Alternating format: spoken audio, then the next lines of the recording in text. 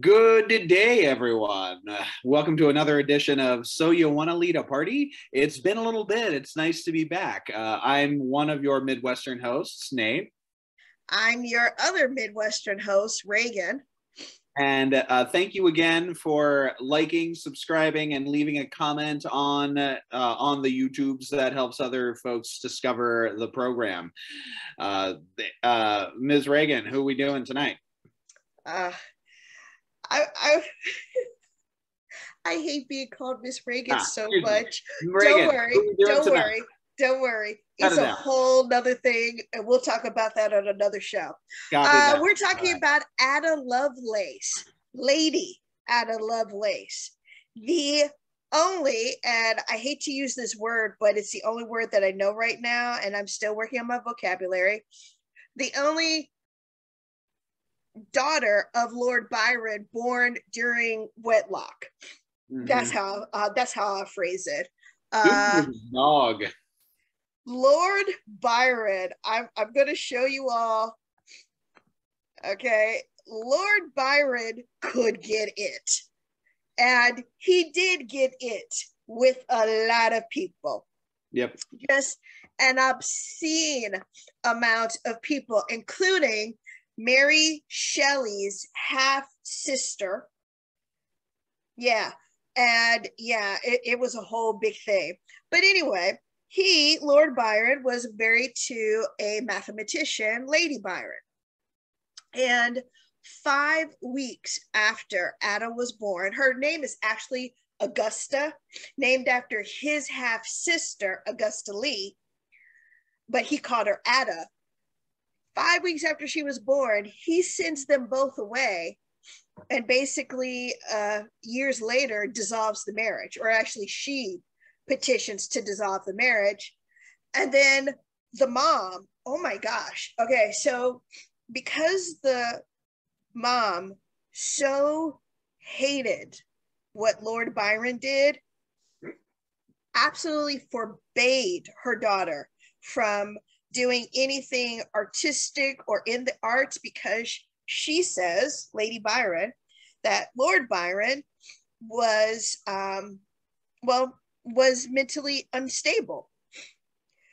Then you find out that the mom, Lady Byron, leaves Ada with her maternal grandmother and starts writing letters to make it seem like she still has her daughter in her life, because typically children went with their father, but as long as Lady Byron kept up the pretense that she cared about her child, then Lord Byron didn't really have a leg to stand on. And it turns out he died when Ada was 8, I want to say. Single digits for sure. Yeah, he was like 32, 34, which is about the same age that Ada died from uterine cancer. So Ada Lovelace is considered to have written the world's first computer program. But like in anything history related, especially when it was related to the ladies or anyone of color, these stuff shirts of history say, nay, 'tis not so.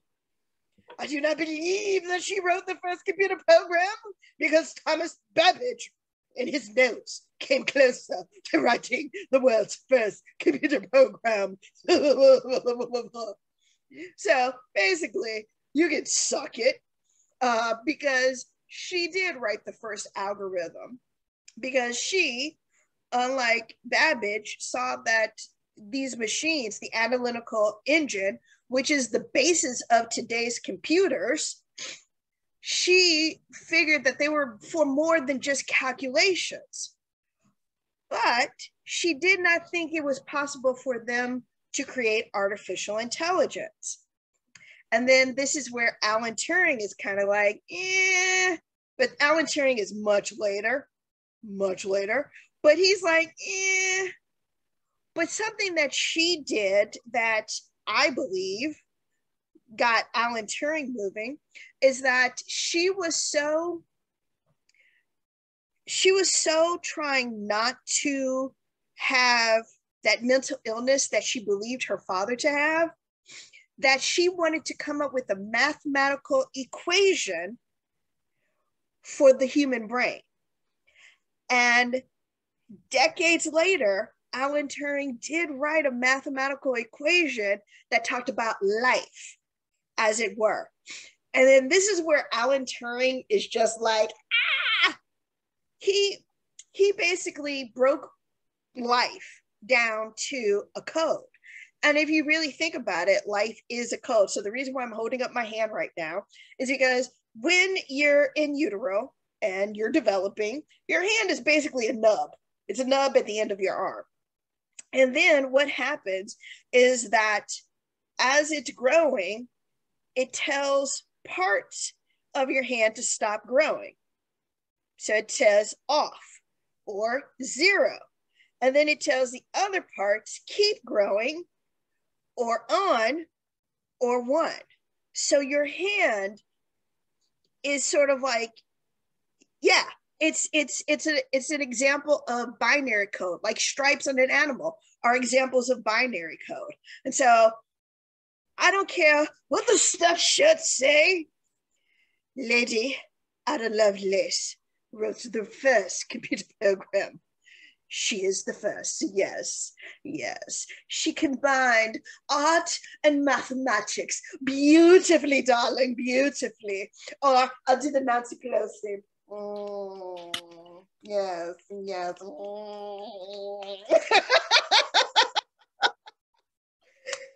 So, Ada Lovelace. So just based on her beginnings of life, of mathematics, just all mathematics, staying away from the arts and things like that, part of me thinks that races that would apply to her are Vidalcan, who are all about perfection, but they don't quite fit into society because of the blue skin and things like that. And she kind of didn't fit into society because of what her dad was up to and stuff like that. The sins of the father, following the child. Human, because, she's freaking brilliant. And you do a lot of things with the human race in the DnD context. Those are the two that really stood out to me. Her dad is definitely a satyr. And I think her mom is Lionin, for sure. I like that. So with a human or a Vidalcan? Yeah, that's what I'm thinking. Okay. Class-wise, what are you thinking? That's where it gets a little bit tricky because my first thought is artificer, but I hate building artificers because it takes 2 hours. Yeah. And we ain't got 2 hours. No, ma'am. We ain't got 2 hours. Nope. No. So her power comes from books. So that is, I always get this wrong. Huh? Wizard? Thank you. I always get it wrong because my brain was like sorcerer or wizard. Wizard, yeah. Her learning is from books, but it's also innate in her.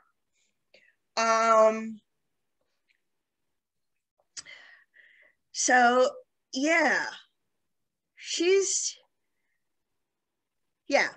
but okay, so continue to talk about Ada Lovelace, and maybe this will give us some ideas. I will say her background is Haunted One. I like that. Yeah, I will say that it's a noble Haunted One. But continuing on with her life, okay, so as she's growing up with her maternal grandmother, and she had a tutor. And she started an affair with that tutor and almost ran away with him. Kind of smacking of daddy and daddy issues and stuff like that. The tutor's family returned her back to her mother because they recognized who she was. Then later, she had a female tutor, and that's who introduced her to Thomas Babbage. All right.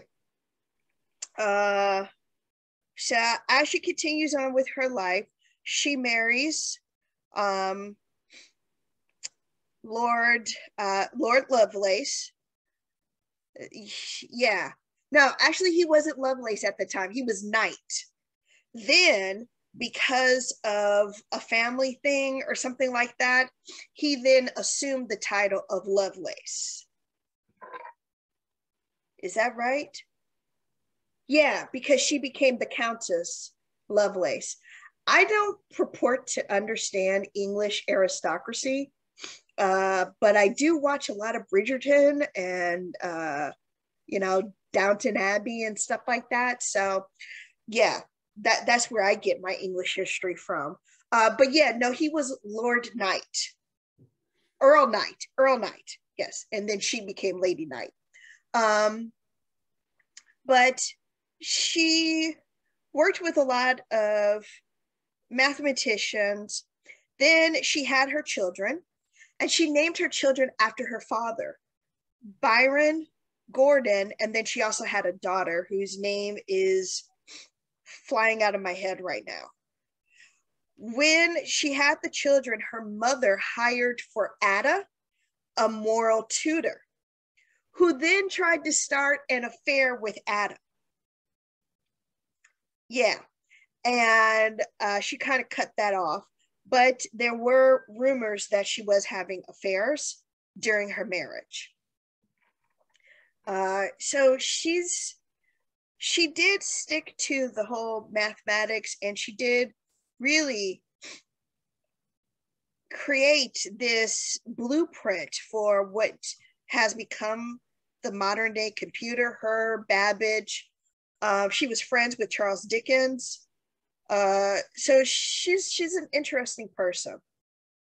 So for me, I'm thinking Vidalkin, but I do a lot of stuff with spells, and I'm trying to be a little bit different and think a little bit out of the box. Okay. So even though she was not a crusader for women per se, I'm thinking Ranger. Because what she's done actually led the way for women after her. Not all women, but women of a certain class, a certain socioeconomic status. She led the way for a lot of them. It wasn't the stay at home and do this. It was she's actually doing things that, even today people are like, you can't turn life into a mathematical equation. Well, actually, you turn anything into a mathematical equation. That's how computers work, and robots and everything that you do that exists in your life is based on a mathematical equation. But I digress. So me, I'm thinking just trying a little bit outside the box, Vidalkin Ranger. Could I suggest something? Always suggest something. There is a class of fighter called the Psi Warrior. Ooh. that harnesses the power of the mind. Yes. And she is what is she but a tireless thinker, and she's able to wield that to help people by creating things, harnessing the power of the mind to help fight for justice and defend the weak. Yes. Yes.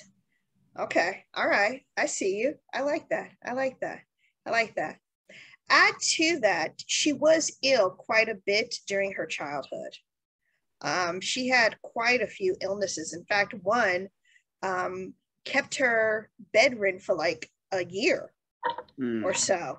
And then I think she had to relearn how to walk and stuff like that. So she was an ill child. But again, those illnesses could have been illnesses of the time. It also could have been illnesses of the mind, because a lot happened to that woman in her 34 years on this planet. Yeah, I think she was 34 when she passed. 34 years on this planet. Your father abandoned you. Your mom abandoned you.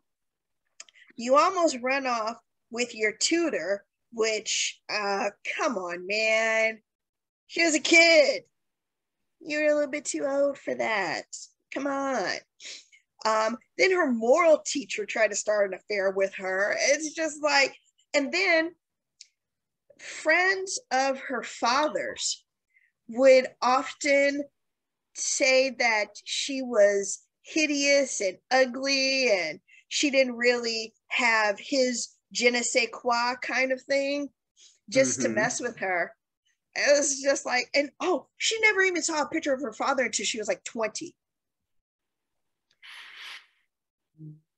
She didn't know what that man looked like. That's wild. It's very wild. And then, oh, I forgot to, damn. I got so excited to spill the tea. I almost choked. Okay. So here's the crazy thing. He had a daughter. I want to say Adelaide, but I don't think that's correct. Anyway, he had a daughter who was younger than Ada. And she had a couple of, interactions with her. Then she also had what she thought was a cousin.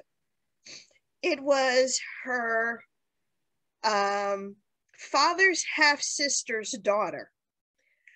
Turns out, and I don't know how true this is the rumor, Lord Byron had an affair with his half-sister, and they had a child, which is just like, oh. And Ada Lovelace is purported to have said, I'm not surprised. Mm-hmm. So this is a woman who had so many things happen to her that today would be an awesome telenovela.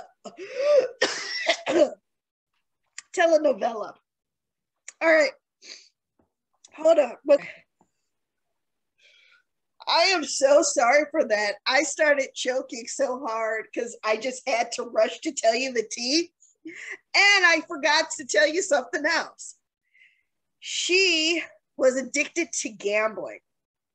In fact, she formed a group with these other well-to-do men and tried to create a mathematical solution to how to win in gambling.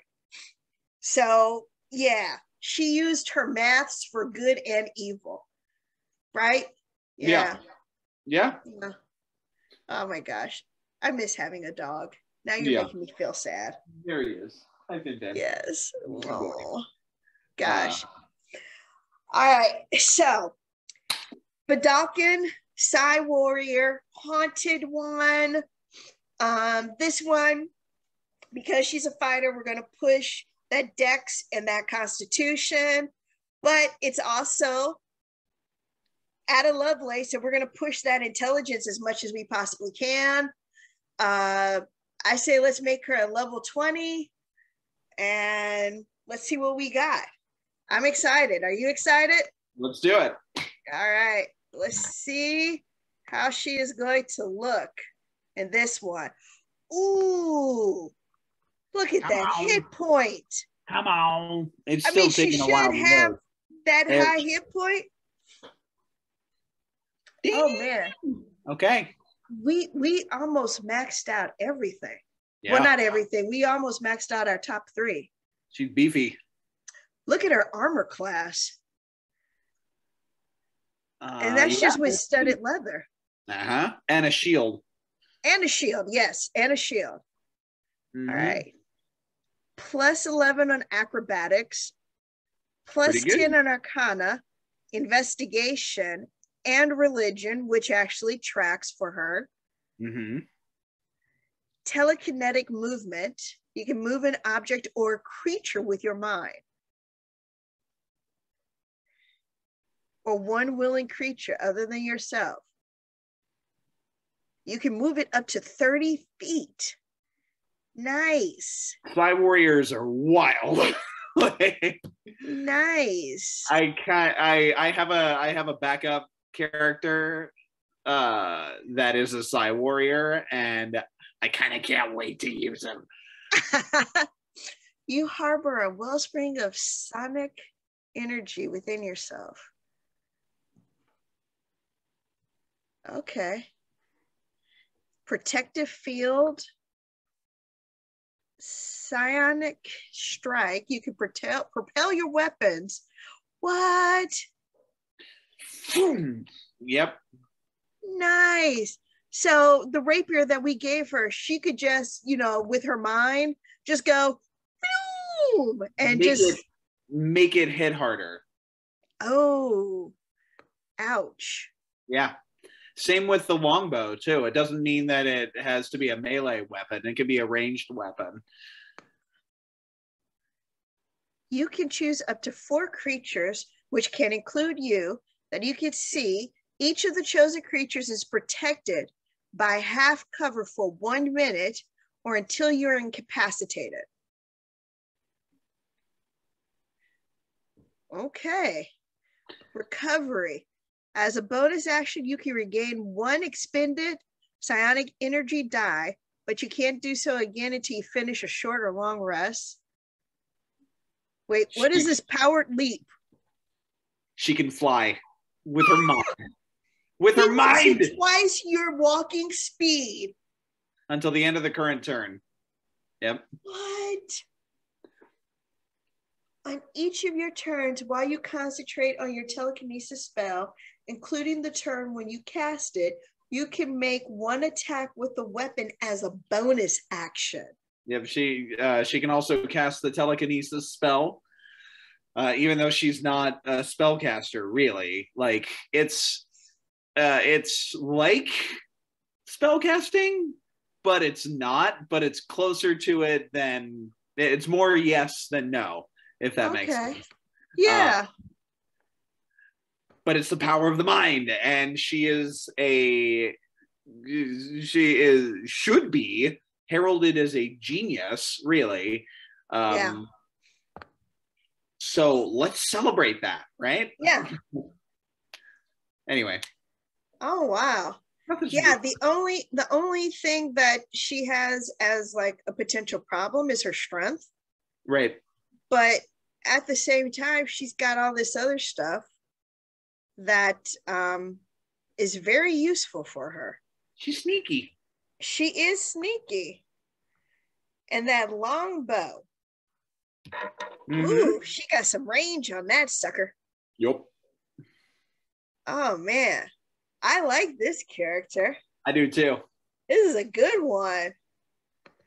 Yeah, she the first time I heard about Ada Lovelace is I was watching that Halt and Catch Fire. That sure. TV show with Lee Pace. Mm-hmm. Because the character, and I'm forgetting her name, she wanted to name their computer program the Lovelace. And the guys were like, oh yeah, because they were thinking like some, femme fatale. And she's like, no, Ada Lovelace. And when you start really reading about a lot of the people at that time, the intelligentsia, thank you. A lot of them came across each other and really crossed paths. Mm-hmm. And then you also start reading about these women's moms, where Mary Shelley, her mom, Wollstonecraft. Yeah. Wollstonecraft, thank you. She was someone who had a child out of wedlock and was all about, females being independent and on their own and female empowerment. Mm-hmm. And that led Mary Shelley and her half-sister, her stepsister, on these interesting adventures and stuff like that, where they cross paths with Lord Byron. And then, you know, Ada Lovelace with her life, where it's like, yeah, she had a mom who was very much like, you have to have these morals, but a mom who also took off and did her own thing. You know, divorce wasn't really supposed to happen at that time, especially in nobility and the aristocracy. That really wasn't supposed to happen. Women were property. Right. And so she, you know, being this woman in this odd situation, she was just like, you know what? I'm gonna do me. Mm-hmm. And yes, today some people would be like, you can't just abandon your child. But also at the same time, what was she supposed to do? You know, her husband had abandoned her and her child. Was she supposed to sit at home in the country for the next 30 to 40 years just in hiding? That's ridiculous. It's horrible. I just watched that movie. I don't know if you saw it, The Last Duel. Mm-hmm. Did you see that? So watching that movie, I can kind of get why people didn't go to the movie theaters to see it, because it does ask the question, why am I going to the movie theater to watch another movie about men doing things that affect a woman's life? But I will say I liked how they split the movie into the three different perspectives of these parties that were involved in this situation, where you start off with the husband and he's thinking, oh, I'm just a great husband and I'm fantastic. And then the second man, Legris, who's just like, she was flirting with me, she loves me, and all this other stuff. And the wife who's just like, I was forced into this marriage, did not want to be a part of this. You're using me to get over on these other men. And then you saying this is love and we're in love with each other, and you force yourself on me. That's not love in any way, shape, or form. And then to have your husband not tell you that by going forward with this rape charge, you could die. And then just the crazy thing that the men were saying at the trial, women cannot conceive unless they enjoy sex. Wait, what? What? What? Paging the Republican Party. What? And then also just yeah. So anyway, getting back to my point, it shows another example of just how women were considered property, and now we're kind of going through that yet again. I don't know if you do look at TikTok videos. Not much, no. Okay. You may have, I'm guessing you've probably heard about a lot of, I'm going to call them Y chromosome carriers, because I think that calling them men would be offensive to the men that I respect in my life, and I'm not going to do that.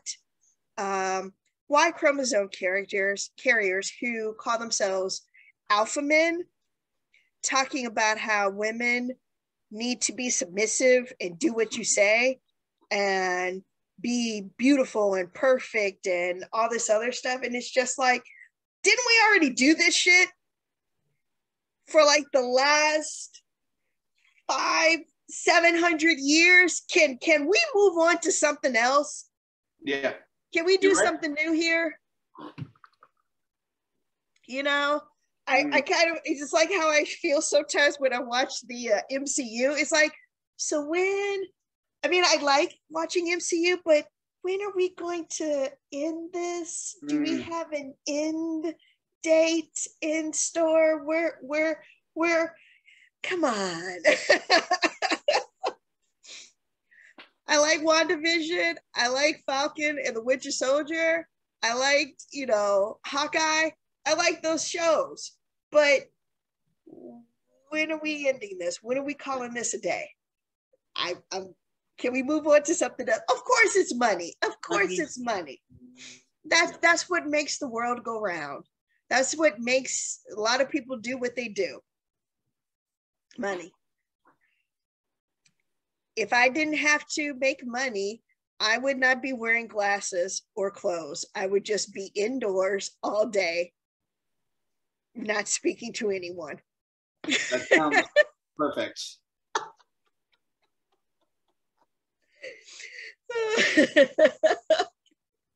I really would. All right. So that is our show. I hope that you enjoyed it. Good to be back, huh? It's good to be back, huh? It is. I miss our back and forth and everything like that. This is fun. Who do you want to do next week? I'm not sure. Well, okay. If any of you all have a suggestion, yes, and you wanna drop us a line, feel free. We're always open to ideas. Yeah. So, if that said, if I think of anything, I'll let you know. All right. Cool. All right. Well, be safe out there. Take care of yourselves, and we'll see you next week. See you next week. Thank you for joining us on another episode of So You Want to Lead a Party. Please click the subscribe button, the like button, and don't forget to ring the bell. And if you enjoyed this week's episode, check out last week's video or the YouTube suggested videos.